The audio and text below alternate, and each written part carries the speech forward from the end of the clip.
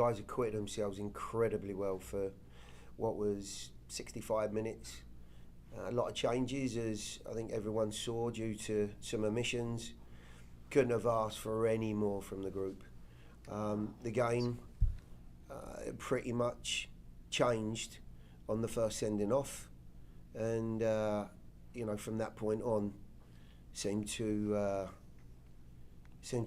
descend into disarray. And I have to say, from the point at which the official in the middle had gone to VAR to pull back the initial penalty for Cincinnati, it looked to me like he was just struggling to deal with the atmosphere.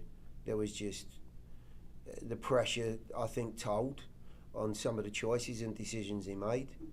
And yet again, we've been on the receiving end of it. Thank you, Coach. We are going to open the floor for questions. We have a few people here in Cincinnati, so we're going to start with them and then we'll go transition to the Zoom. Valer, go ahead. Fifth red card in 4 games, 4 in the last 2. Obviously, the refereeing decisions like you talked about on Wednesday. But is there anything internally that you can do to improve on that situation? Look, I absolutely agree, yes. The things that can't be changed are the choices, obviously, the officials make. So if I use Taylor's sending off as an example, I would, very aggressively deny that was a booking, the first one.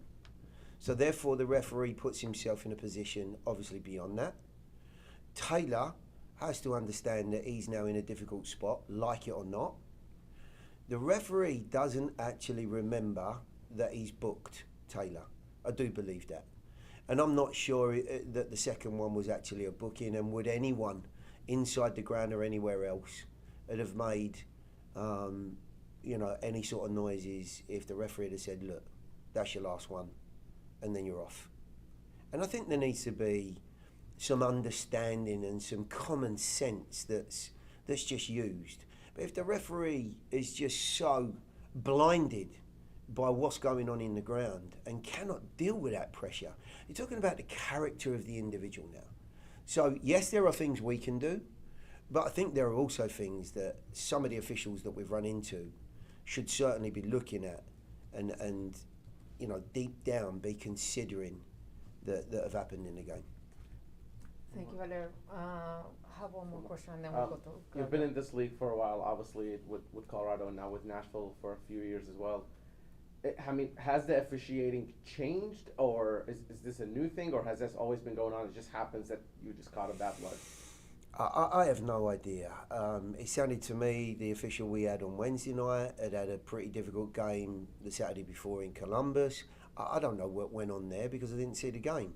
But I think it's something that the league has to look at and look into. I'm sure people will say to me, look, those fouls, those situations are yellow cards. I would also question what actually went on for Fafa's second yellow card. I think if you look at the replay, Miazga steps across Fafa into his path. And look, I've said to the guys in there who got sent off, your conduct's just got to change. You can't continue in the same vein on a booking. Otherwise, with an official as weak as the one we've had again today, you now put yourself in a position where there's a chance you get sent off.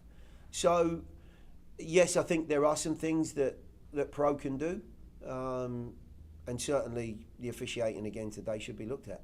Claudia.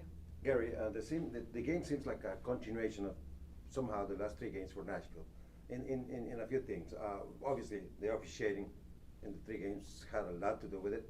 The second thing is that guys shooting themselves in their foot, as you already stated. And then the third would be that the fact that Nigel should have come away with some points from all 3 games. What percentage of these 3 issues you'll give it the most, and then you can mostly work as a coach with? Yeah, I think you're absolutely right with all of the areas that you commented on. The one thing that is obviously brutally disappointing and gut-wrenching is that as I look back across the last 6 games, and I think I've said this before. We knew this run was going to be a tough one, losing players from the outset.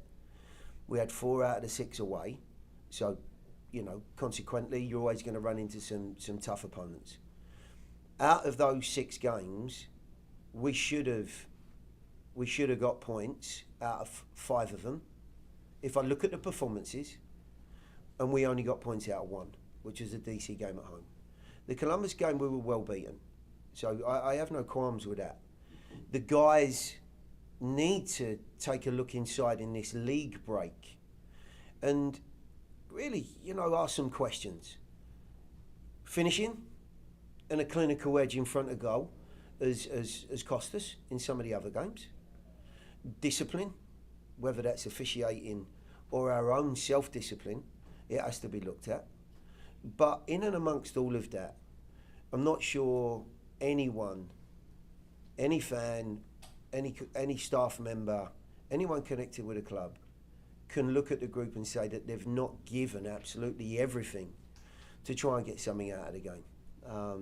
So I don't think there's a problem with what the guys and how the guys are in many ways representing the team as a competitive entity.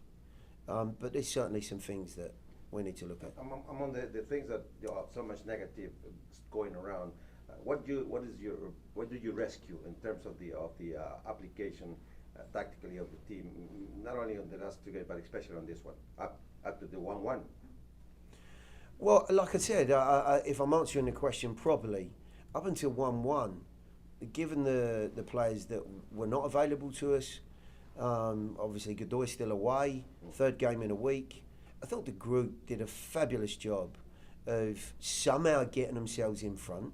And if you look at the goal that got Cincinnati back on level terms, it's highly unfortunate. You give away a penalty, it hits someone's arm from across. Okay, we can say you should have your arms next to your body, but we're talking about the minutest of details here. Up until that point, Cincinnati had applied some really good pressure. They showed all of the quality that has put them in the top spot in the East and are a thoroughly good team. No 2 ways about it. But I have to be proud of the way the guys went about their business, short-handed, and 3rd game in a week for 65 minutes. And to be fair, beyond that, I thought up until we went down to 9 men, when you know the writing's on the wall a little bit, there's an awful lot for the guys to feel good about. But for the fact that we've, as you said, shot ourselves in the foot. We are going to transition to the Zoom. We are going to start with Dre Hill. Dre? Hey, Gary, you've really laid out really the unfortunate events, things that are kind of out of your control, the officiating being one of them, and the availability for your squad being another. I'm curious from the perspective of the entire season, the trajectory that you guys were on up until about a couple of weeks ago. Do you feel that the supporter shield is still possible for you guys? Do you think you have to I think, readjust your objective? Yeah, Drake, let me stop you there. I think the first thing we've got to address is getting the group back into that winning vein. A terrific performance midweek against Philadelphia for good portions of the game, and then for all sorts of reasons that we've spoken about, we end up in a position that we don't get any points out of. So we need to correct this slump. Number one. As far as our position in the league, I think the games and the early part of the season, and especially that 10-game run that we were on, not getting beat, put us in a fabulous position. And I think we were all, dreaming of putting ourselves into a challenging position against this Cincinnati team. But there's a lot changed since then now. We've been on a difficult run. We've not got points out of games that we should have. And the league has tightened right up. So now we're in a position where we're one of 6 or 7 teams that could finish, if you like. Chicago have had a fantastic run. I just looked at the table. They sit on 32 points in, I think, 8th position, somewhere around there, or 9th position. But they've had a great run. That's what happens. When you're not putting points on the board, everything tightens up.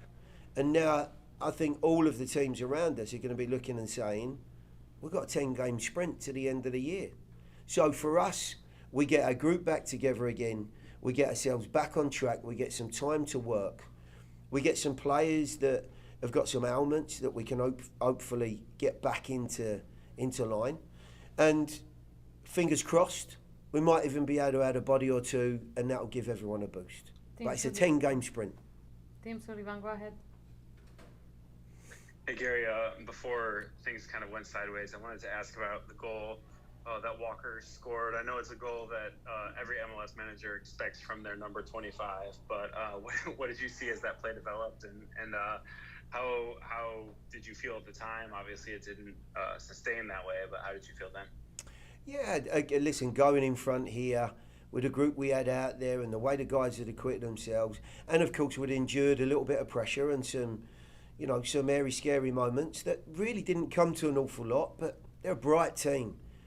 So to go in front and I know what the group's about and how well they're capable of acquitting themselves in that sort of position, I honestly thought we'd get to half-time at least. The penalty and the handball were very fortuitous for them. And a lot of things have gone their way tonight. And when you're winning, we were in that run of form in those 10 games. There were things that went our way in that run. And for a team like Cincinnati in this atmosphere, the things are going their way. And listen, they're taking advantage of it and they're in a great spot. Thank you, Tim. We'll transition to Ben. Yeah, Gary, you've talked about kind of the form and the implications on Supporter Shield and all that. I'm kind of wondering from your perspective, we're about to head into Leagues Cup, the first time that we've seen kind of this month-long break in league play, and I think it's kind of an unknown as to how it's going to affect form and all that. So what's your perspective on how much of a priority you're going to place on that to try to keep this team, or maybe get this team back into form for that 10-game sprint that you talked about? Yeah, well, I think the first steps, Ben, are to take stock of where the guys are at. There's some players in that locker room who have been carrying some issues. And I want to make sure that whilst we're putting out strong teams, competitive teams, that is for sure. We have 2 home games. I want to do well in the competition. But I certainly won't be putting anyone at risk who's got an issue. I want them to recover. I want to get them in a place where they're getting back to their top form. And of course, I'd love to progress in this. I'd love to do well. But I also want to make sure that by the time we get ourselves to, I think, the New England game in about a month's time, we're in the best possible place we can be. That will also mean that we will have had to have had some football. We can't, for those guys that are carrying ailments, they can't go a month without any work unless they've got some serious problems. So I think for all teams, depending on where you end up in this competition, if you progress, obviously you're going to get more football, more games. If you don't, then it's a matter of how you keep the team in the right place, sharp enough for that next league game whenever it comes. Thank you, Coach. I appreciate you taking the time today. That will conclude this